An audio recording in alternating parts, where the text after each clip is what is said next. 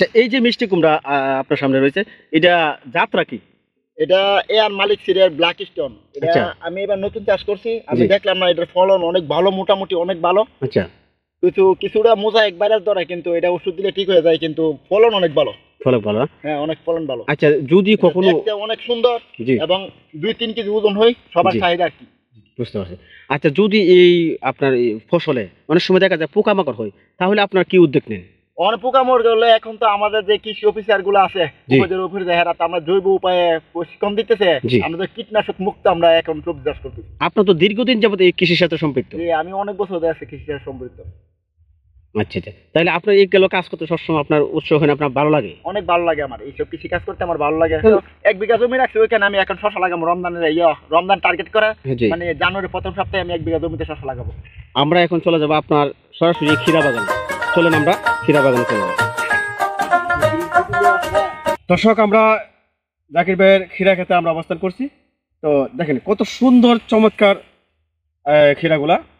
এই ক্ষীরাগুলা যদি আমরা মাহে রমজান মাসে পাই, তাহলে কিরকম হবে আপনারা কমেন্টে জানিয়ে দেবেন ইনশাল্লাহ।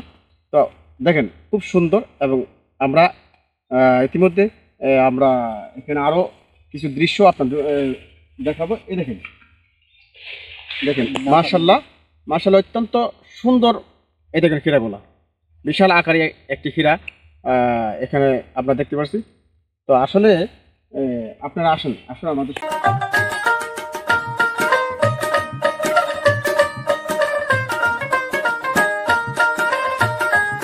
আমাদের এলাকায় একটা জিনিস অত্যন্ত গর্বের সাথে বলতে হয়, যে আমাদের এলাকায় কিন্তু এই ধরনের ক্ষীরা চাষ ইদানিং আমরা দেখি নাই। আমরা শুধুমাত্র এখানে আমাদের জাকির ভাইয়ের এই যে ক্ষীরা খেতে আমরা অবস্থান করছি, আমরা এখানে এসে যতটুকু দেখতে পেয়েছি অত্যন্ত সুন্দর এবং সুস্বাদু এই ক্ষীরাগুলো হয়। আমরা এই জন্য জাকির ভাইকে অসংখ্য ধন্যবাদ। এবং এই জাকির ভাইয়ের উদ্যোগ দেখে আপনারা যারা বেকার যুবক রয়েছেন, আমি সব সময় বেকার যুবকদের উদ্দেশ্যে একটা কথা বলবো, আপনারা সব সময় ফসল আবাদ নিয়ে মনোযোগী হন। এবং আপনারা যদি ফসল আবাদ নিয়ে মনোযোগী হন, তাহলে অবশ্যই আমি এটা বুক ফুলিয়ে বলতে পারবো, এদেশে কোনো যুবক অনাহারে মরবে না। এই যে এদেশে কোনো মানুষ অনাহারে জীবন তার উৎসর্গ করতে হবে না। সুতরাং আপনারা যারা বেকার রয়েছেন, আপনাদের কাছে বিশেষভাবে অনুরোধ করব, আপনারা এই ফসল নিয়ে মনোযোগী হন। এই ফসল যদি আপনার সঠিকভাবে মনোযোগ করে এই ফসল আবাদ করতে পারেন, তাহলে এদেশে কোনো যুবক বেকার থাকবে না বলে আমি আশা করি। দর্শক, চলুন আমরা আরো কিছু দৃশ্য আপনাদের মাঝে দেখানোর চেষ্টা করব। প্রতিদিন মানে কিরকম মানে এখানে নিয়ে যান ফাইডা? 100 কেজি পারা হয় না?